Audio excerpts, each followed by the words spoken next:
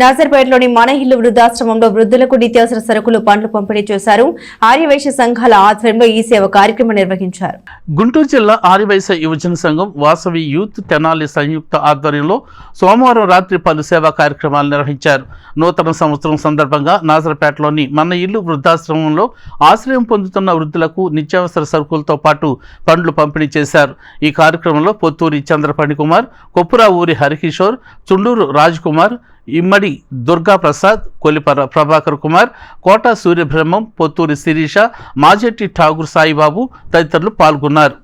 ఈరోజు ఆర్యవైశ్య యువజన సంఘం గుంటూరు జిల్లా మరియు వాసవి యూత్ సమక్షంలో మా పొత్తూరు ఫణి గారు, వారి భార్య, మా మిత్రులు అందరం కలిసి నాజర్పేటలో మన ఇల్లు ఆశ్రమంలో వాళ్ళకి నిత్యావసర సరుకులు, పళ్ళు ఇవ్వడం జరిగింది. నూతన సంవత్సరం సందర్భంగా ఈ కార్యక్రమాన్ని నిర్వహించాం. ఇందులో భాగంగా తెనాలి వాస్తవ్యులందరికీ కూడా నూతన సంవత్సర శుభాకాంక్షలు.